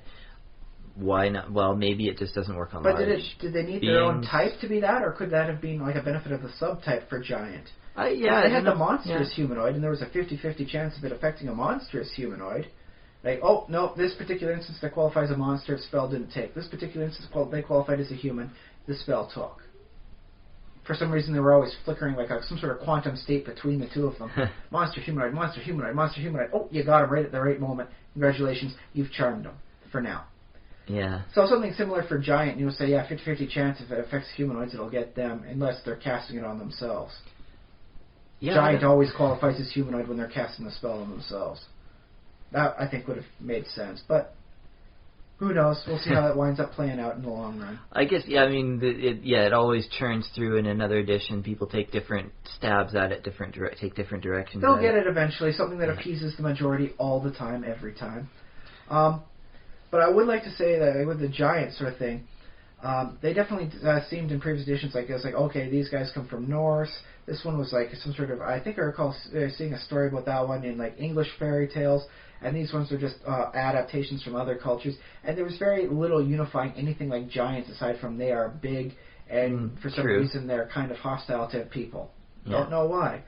Whereas what I'm hoping for in 5th edition is that they'll wind up being a little more cohesive, so you could wind up effectively having like giant, and then applying this thing and that other types for it, so you could have the variations there, and easily like, okay, mountainous giant going on here.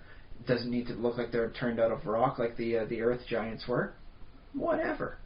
And then you could have like lesser, standard, and like great giants. So this would be like a great earth giant, and that's like the kind of giant that the dwarves were walking on accidentally in the first Hobbit movie. Yeah, and well, this is what I wanted to bring in about having an infinite world and a world larger than is contained in your books, because I want to have D&D worlds where I have the option, if I want a real, like, a rocky giant who looks like he's made out of a mountain, I want to have that as an option. But I also want to have, like, if I want to have, like, a gentle sort of humanoid giant that the players can befriend, or even, like, a player could play as, I want to have that option in my game, too. So I want to be able to pick from these different options. And ultimately, that's why splat books always sell.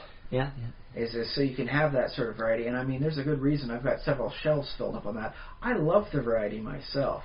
But for the purpose of stuff like the core books, I can definitely see the advantages of making it as space concise as possible. Yeah, they have to. Splat books you can have for just one entire race. It's like, I'm introducing like a type of culture here, and they're kind of, like the Spartans in this regard here, and they've got this going on here, and in the end it's just one culture splat book sort of thing. You can delve into all that extra time, all that extra stuff. I love that about some of the Krinish Minotaur stuff in the second edition for Dragonlance. I would not have wanted that in the core book for what was going on for everything for Dragonlance. There's a lot of stuff to cover, and I only got so many pages in here to read before it winds up being 2 books. Mm-hmm. So I think maybe that should wind up being your criteria. Is, do you want to work with the big paintbrush or the small paintbrush? Yeah. The big strokes or the fine details? Although, like, one of the things I liked about 3.5, and maybe they can sort of in some ways repeat this, is that it did have, it opened it up with the D20 license, and yes. It had like third parties, and so that world, and a lot of it ended up on the internet too. Like there was wikis, and there was most of it legal in wikis too for that sort of stuff. Yeah, system reference documents, and all that stuff. So I am still fingers crossed on that. I really hope that one goes back again. Yeah. Because that really did usher in a golden age. Everyone was going on the stuff. If you wanted to, you could make your dream happen. Maybe you have to wind up selling the rights to your dream to like a third-party company to get it properly published. But if you don't want that, you can always put it as a netbook out for free. Yeah, and this is why I kind of like every time a new edition comes along, I resist it because there's every time they have to republish and reimagine all the material. I'm sure it's broken, a lot of it. I'm sure it's like they didn't foresee a lot of problems, but I don't know. Like you can never foresee every problem, and that's the long and the short of it. All you can do is hope for the best sometimes. And with this day and age with errata, you can if get like a PDF published, you can always get like the most updated version thereof. Well, and I guess time will tell whether D&D Next will be the final edition. I don't think it will, but no. My thought, I remember with 3rd edition, when they came out with 3.5, it was like, okay, this is what we're doing now. We did 3rd edition, and then the update is, it doesn't change much at the core of it. It's just, it's a 3.5. It's an update, but it's plugged still a few abuses and holes and stuff we never saw coming. And the amount of times they tried to rework polymorph was just almost just hilarious. Because there was just it was such an open and nebulous spell. I do believe in 5th edition they'd be much better pressed just to shatter it into 5-6 spells there. Mm-hmm. You get your baleful polymorph, your partial polymorph, just cosmetic polymorph thing, and just make it so much easier that way. It only does this effect. You want the old polymorph spell? Well, you got to memorize 5. We're sorry, but it's the only way to make things from getting abusive. I think, 3rd edition, I think in like one of the later books they published in the rules compendium, I think they did redo like polymorph as several different spells. So it happened, but of course it gets sprawled and spread out over so many books. Although you'd think like what I wish would have happened with 4th edition, going back so many years, way back to 4th edition, is I wish that they had been like, okay, what have we learned with 3rd edition? No nebulous spells for one. And just put together all the changes that they made, that they ultimately published in the rules compendium, and make that the thing. Because I'm just thinking back to a few more spells in 3rd edition, like the emotion spell. They had to break that one up into like several different spells. There was that one low-level spell for a command word that people were really abusing. Like you can tell them one word for the command, and people were doing all sorts of horrible, like big word things that mean really complex stuff, and circumlocution type things, and it's like suicide. And it's like, no, okay, 3.5, it's like, okay, here's like 5 different words you can wind up using for it. You can choose one when you cast it. There. Yeah. I like a big open nebulous spell as much as the next person, but that's really the purview of the illusion spell category, if anything. Yeah. And I don't want to naysay, this and that, but for the purposes of rules abuse, it's just a lot easier for everyone that way. You just have to go with me on that. I'm sorry. Yeah. People probably actually agree with a lot of what we've been saying, so I don't know if we've been expressing Stuff that's sort of been rehashed. But it's the thing, like especially with the spells, I love the concept of yours. And as soon as you mentioned like 5 different spells, each of them are like variations on the fireball, it came into my head. Like, here's what you do, variations, each one qualifies as a different one. It just automatically assembled itself in my own mind, and I'm hoping someone else mentioned that, and we'll wind up seeing something like that in 5th edition. But if they don't, I think we've got an interesting inside track to getting some eyes attention on us. Sure, yeah, and the other thing is just to use it in your own campaign. It's not so much an approach for the people who write the books. It's more of an approach for the people who read the books and who actually implement them, because those are the people who have that infinite space, because it's not even real space. It's just imaginary. It's just saying, yes, there's infinite spells out there, but we don't have them all written down. No. So yeah. But yes, I do like the concept of having the bare bones skeleton of the spell, and then this is what added fleshes in standard, like flash fireball versus the lingering fireball versus the necrotic ball sort of variation. So yeah, I'll make my bad pun of the day and say getting the Spelleton ideas is a good way of going about it. And that's I think just something I would be very something that really stands out for an edition in and of itself. It's like, what did they do differently for this one that makes it all different? Well, you have we got this. See this 1/3 of a page here? There's 6 spells there. Boom. Yeah. Cool. And they effectively did that in 3rd edition with like the summon monster spells. Yeah, that's true. Speaking of those, like their ladder spells is what they were called, because the 1 through 9 you got your different rungs. And so seeing something like that would also work out very well, I believe, too, is just having more ladder spells, at least to work as a framework. So if you want to devise your own spells and how they would work differently, here's what you use as your basis to go on. Yeah. Because the Dungeon Master Guide had some nice stuff like, here's what you should have. Area of effect, here's what we suggest for damage. Single target, here's what we suggest for damage. Remember, wizard spells will deal more damage than spells from priests and druids, whereas they have other effects here. And just having it to show where the focus goes and to help you make your own spells that won't wind up being overpowered is a great idea, and definitely worth the effort. Although I don't know if it should be put in one of the core books, but like a splat book for magic, just how do you create your own spells. Because I remember 3.0 with the Song and Silence for the book on bards and rogues. Mm-hmm. They had their own bit for how to create your own trap and what it would look like, what the damages, what the cost would be, and that wound up in the 3.5 Dungeon Master Guide. It was that good and that easy to make things work. And here's a list of challenge rating 1 through 10 for example traps. Oh yeah, that's true. So yeah, getting just the bare bones mechanics of it in there for a framework and how to work it, that's what's going to get you the more bang for your buck, and that's what I can see definitely being best in the core books that need as much print as possible. And I mean, you can only put this print so small before people start complaining.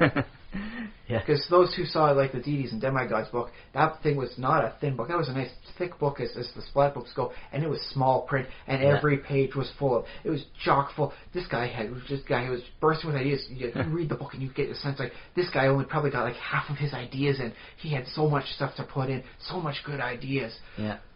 But physical print is limited, so... well, I still have young eyes, so I'm still cool with tiny print, but... for now, but I mean, does. If you open that, like a random page on that one up to any of the other splat books from 3.5, you can tell the size print difference. There was a lot he had going on in there. Yeah, that's true. And I think that's the mark of a good topic, too, for a splat book. Can you tell us much, or are you doing a lot of images to space things out to make it their 32 pages minimum to make it work for a soft cover? Otherwise, you basically got a pamphlet. Yeah. And if you've got that much to write about, I think you're onto something then. You've got this, oh, yes, I've hooked myself into something core principle that's really worth exploring. So, if you're making your own splat books out there and you think, like, I'm writing so much, is this too unwieldy? No, you've hit the core concept. You've got it. You've got it, man. You've lassoed your bucking bronco. Now all you have to do is break it and take it into the corral. Okay, if you allow me to keep going on this thing. No, I don't know if I'd necessarily recommend always but if you writing as much as possible. But if you feel there's that much to cover on this core concept that you've got going on, then I think you've hit something pivotal and very basic and integral to the game. Well, it means that you care about it a lot. So there's that as well. Yeah, that's worth writing. It's sparked your imagination, and it's aflame with ideas. And again, when you're actually writing for publication, you might just, there's nothing you can do about it. You just have to cut. You just can't fit everything Although, in there. mind you, that is the benefit of the PDF form. It's a 300-page splat book. Well, you know what? It only takes up a little bit more room on my computer. Yeah, or if you have a blog or something, you can put those extra bits on your blog. And So I mean, there's been a couple things that caught my attention. I'm saving them as special ideas. I'll see how 5th edition comes out, and if it winds up being copacetic with my idea, I'll see if I can put out a few splat books. Because this is stuff that once it hits in with my mind, it's like ideas just start unfolding. It's like a Mandelbrot set. It's just the deeper I go into any one area, the more stuff keeps appearing and keeps the little nuances. And so fingers crossed, there'll be both an open game license enough for me to put this out and, maybe make a little cash on the side, make a little notoriety, but also, have it work with my idea for everything to come into place perfectly. That's good to hear. I wanted to bring one other aspect in, and you just mentioned it briefly, but the power of spells. And this is a problem when you have sort of an infinite variety available, is you will end up with broken spells or broken monsters or broken feats or broken classes in your campaign world. And I was trying to think of a solution to that. The best I sort of could come up with was sort of if you as a DM find something that's well, if it's too broken, obviously, just take it out. Well, mind you, broken is a variation on what you can get versus what you had to get there. Mm-hmm. Like the Whirlwind Attack feat, a lot of people said, "Oh my goodness, that's broken originally in 3rd edition," because it allows you to make like 8 attacks. If you're against flying creatures, you can add another 9 to that. My goodness, that's a lot of attacks in a single round. But you had to work all your feats progressively for the first 5 levels just to get there for a fighter. Yeah. So broken, no. Very focused, yes. If it didn't have all those prerequisites, it would definitely be broken. Anyone can pick up Whirlwind Attack feat. Just all it requires is, we'll say, Dexterity 13. That's broken. Well, there are some spells and feats that are you have to if you don't, it's the best spell to take at this level. You have to. If you don't take it, you're an idiot. You're not. Which doing is the right why thing. I referenced Fireball earlier on. It was considered if you don't get that, you better have chosen Lightning Bolt, because if you didn't get either of those, you schmuck. Well, that's sort of what is a wizard all about? Wizards throw fireballs, so that's understandable. But also if you're sort of looking at from the perspective of looking out from your standing in your character's shoes and looking out at the world, in the real world there are real world options that you must choose. You must you have to show up at work wearing pants. You must wear pants. It's become so integral. Pants aren't even considered overpowered anymore. They're the baseline for getting to work and not getting fired. Yeah, clothing, education. You must do education. Well, to some degree. To high school at least, and probably college, but not every job requires that. True. Thank goodness, because even dropouts need to work too. But so the real world has its own sort of overpowered things that are sort of no-brainers you have to do. But that's what's weird about the world, is it's no longer considered overpowered to do that. That's considered the new baseline. Yeah. So that's how that works, and that you can apply that to the world of magic and spells. And if something is a little bit too powerful, well, maybe the people in the world should figure that out, and they price it accordingly, or they fill the demand, or wizards manufacture scrolls. It's considered the sign, the signature spell for that tier of abilities. So I guess it's just the apple of spells. It's you don't have an iPod, you technological primitive. You don't have Fireball, you arcanological primitive. Yeah. Well, I thought you were going to go with the fruit, the apple, the fruit, not the apple. No, I went with the product sort of thing, because it winds up being the name brand, the status thing that really shows how are you tech savvy? You've got your your iPhone right now. Although you make that work for anything of the current generation of phone. You can go with your Samsung, you can go with your Androids, whatever. But if you don't have that, you're not the proper 21st century upwardly mobile individual now, are you? And that's the equivalent of the wizard without the fireball. Yeah, and then the other thing is, like, if an obscure spell somehow comes into your campaign, and if you don't handle it right, it might be like, oh, it turns out this is a, like, push button to win spell. Why hasn't every wizard in history been using it? And that's why secret cabals and assassin cults start coming in. You can create story reasons for that. So, yeah. Or, I'm just thinking back to the 8-bit theater thing they had, and Black Mage had the Hadoken spell, and it did a lot of damage. It would basically clear a path straight along to wherever it hit and blew up. And why didn't the Red Mage copy this and use it? Turns out every time he casts the spell, Black Mage is siphoning out some of the love and happiness in the universe. Every time he casts it, he makes the universe a worse place. Not just because he hit things and caused physical destruction. He's actively draining it of happiness and warmth. Oh. And so, even a power monger such as, like Red Mage in there, who would do pretty much anything just to get that cutting edge, said, it's not worth it. It's not worth the cost. Yeah, good point. And so, something to add to a spell. If a spell is overpowered, you might hint something like that at a player. Even if a spell, it's funny because, sometimes spells have the evil descriptor. Yeah. Like, even if a spell isn't that evil necessarily, you could say that, it draws, like, this particular spell was researched such that it draws its energy from the negative material plane, therefore it's evil when you cast it, or something like that. Well, because I remember 3.0 in some earlier editions, skeletons weren't naturally evil. Yeah. Skeletons were neutral, and so everyone was saying, well, why is raising skeletons evil? It's really just utilitarian and all that. And you could make an argument. You could take, like, the living wood that they had in there that would wind up regenerating. You create a variant spell on that. You just need a wooden mannequin made out of living wood, and it winds up, you create a mannequin instead of a skeleton. And that wouldn't be too hard to make. I could probably whip that sort of thing out in about an hour's worth of time. Yeah. And you could use that the elves of their woodland realm. They utilize that to they're all kind of like that. They're all elven rulers. They don't do any of the piddling little stuff that you humans all work with. They have their spellcasters create their mannequins to do all the manual labor for them. Stick mannequins. And so they wind up being like true neutral. So why is it so evil if you raise a skeleton? Because, it relies on negative energy, and you're actually raising the dead, and that's why they eventually made the skeletons neutral evil. And that works well with the whole Ravenloft thing about it. Like, why is it, require a power check every time I raise a skeleton? They're not evil themselves. And their explanation was very nice in that they said, the skeletons are subtly evil. They are a gateway in, and that given enough time, they will eventually wind up corrupting the caster. Whether they wind up abusing their power by having these disposable minions, or whether it winds up being a gateway. Skeletons aren't powerful enough anymore. They're fighting bigger bads. I need to bring something stronger. I'm bringing up mummies and vampires now, and it gateways them into there, and so it qualifies as evil even if they're not by virtue of what it does to the mind of the caster. Yeah. And that was. At least it didn't feel like railroading quite the same way as you'd see in some other stuff. And so I figured, good enough. You get the polite golf clap there for writing that out and stating what it does for your subtle warping of the personality.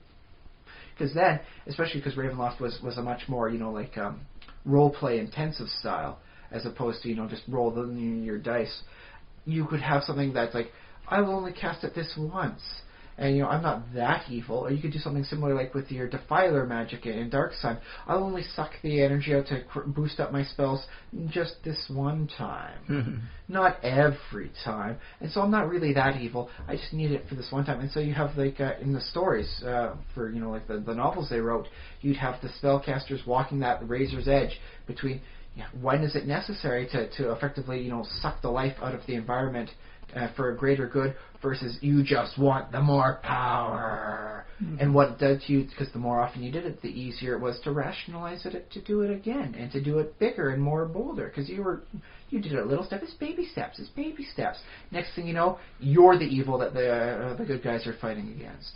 And so I dig that. That's even if they include that as a reasoning that has no game effects, just as long as you got something. Yeah. Something to work with for the role players. Everyone's happy.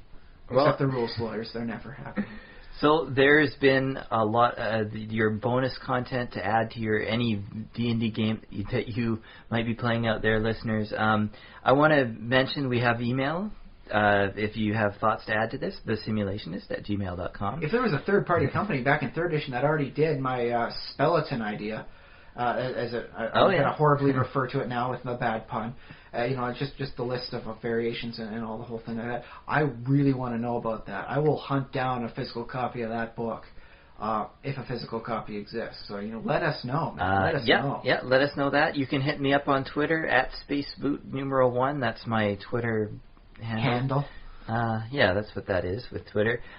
We have a YouTube channel. Same thing as if you're listening to this on iTunes or Stitcher, the YouTube is just the same. It's the same show. So there's, if you subscribe to us on YouTube, you'll be able to see some of the things that we like and favorite on YouTube in particular, especially like if we mention something in the show and we have like a link to it. We'll also favorite it on the YouTube channel, so you get those too if you subscribe to us on YouTube, and whatever else we haven't put up too much else, but we might put up little extras there. That's in the works anyway. Yeah. So yes, YouTube, Twitter, Stitcher, RPGpodcast.com. Leave us a review on iTunes if you feel like it. Any number of stars will do. What else? Are we on any other things? Facebook.com/thesimulationist. And I think that's the one I particularly favor. Cause, okay, I get a notice of it, so if someone posts up anything on there, so I'll be able to respond, when I'm doing my daily rounds. Yeah, so like our page on Facebook, and you're always welcome to put any comments on there that you like. Oh, unless there's profanity or or spam. But that's something of Facebook itself. I technically tolerate spam, but Facebook says don't do it, so please don't spam. Right. I didn't think about that, but yeah, normal etiquette rules apply. Be a decent person.